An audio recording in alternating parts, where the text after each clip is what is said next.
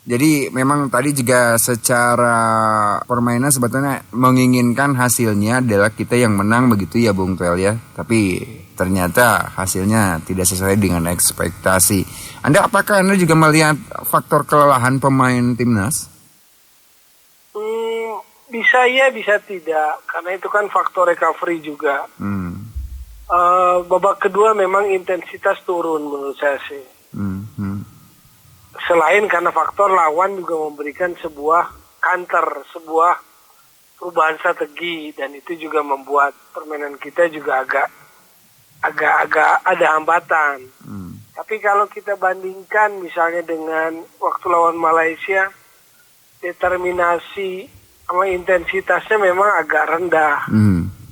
Tapi juga bisa jadi faktor lawan. Karena waktu lawan Malaysia begitu kita unggul 2-1, balik 2-1 kan, seolah dapat ekstra tenaga.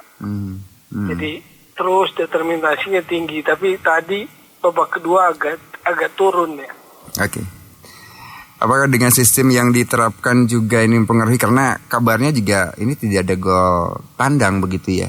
Jadi justru penentuan tuh nanti di akhir, sehingga juga mungkin ya gaya permainan tidak terlalu ngotot. Apakah ini juga ikut mempengaruhi?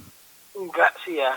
Ini kan karena memang sudah disepakati, sudah dipahami sejak awal bahwa turnamen ini kan terpusat di Singapura. Betul. Dengan kondisi pandemi maka dua leg semifinal maupun final kan nggak mungkin home and away. Karena sifatnya turnamen gitu loh. Ya saya pikir bukan itu. Bukan faktor karena perubahan format soal gol tandang yang tidak dihitung, bukan. Tapi lebih ke teknikal lah. Teknikal ya. Dan juga soal apa ya? Recovery juga yang memang terlalu dekat begitu ya recovery-nya ya. Tidak begitu lama ya. Ya recovery itu memang harus pandai-pandainya lah. Ada yang cepat, ada yang berbeda, itu tergantung kondisi pemainnya juga. Rahmat Irianto tidak seterengginas biasanya kalau saya lihat malam ini ya. Betul. Itu yang agak di bawah perform, di bawah dia punya penampilan terbaik sebelumnya saya pikir. Betul. Tapi overall babak kedua kenapa? Karena Singapuranya jauh berubah. Waktu di babak pertama dia turun sekali, garis pertahanannya di bawah. Tapi begitu babak kedua mereka menyadari kekeliruannya, kalau mereka terus bertahan kayak gitu habis kan. Maka mereka lebih berani pressing dan banyak kalau perlu hentikan permainan Indonesia di tengah. Maka agak sedikit banyak pelanggaran lah di babak kedua.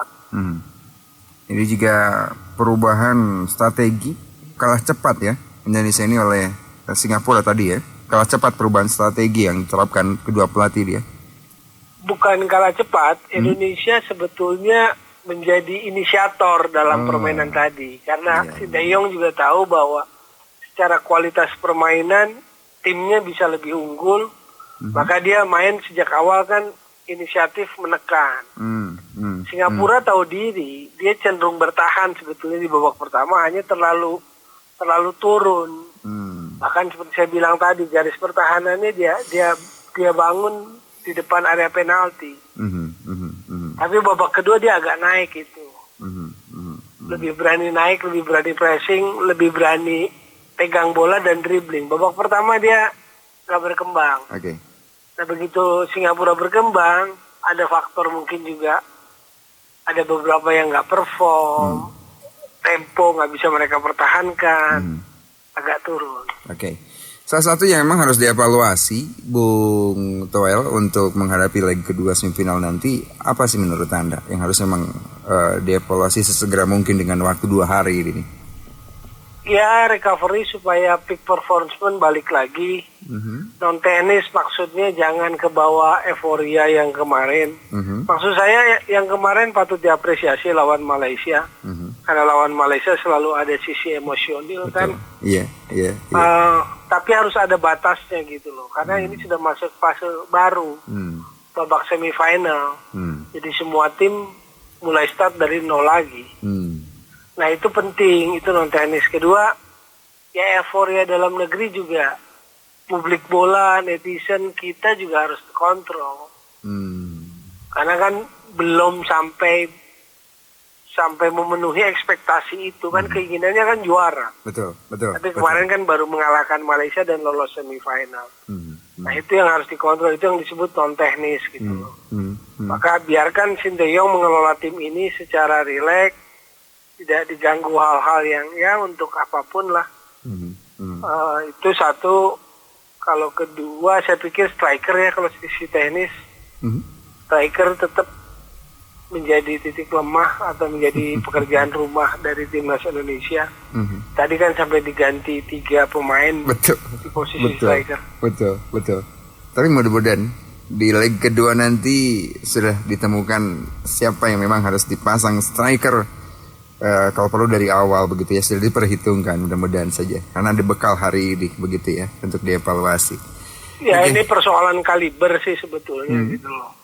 Karena kan hitungan selisih 3 hari, terus kita lihat sebuah perubahan yang drastis dari Ezra, dari Dedi, dari Kusedia, rasanya kan agak sulit. Memang persoalan secara umum overall kaliber striker yang ada sekarang agak kurang. Saya bicara tentang kaliber ya, bobot gitu loh. Bukan nggak potensial, bukan Gus, yang ada saat ini kan itu mungkin yang dalam pikiran Sinteyong. Oke. Baik. Ya, terima kasih untuk Bung Toel. Oke. Sudah on di PRFM. Selamat malam, salam olahraga, sehat selalu Bung Toel. Tetap sehat ya. Bangga.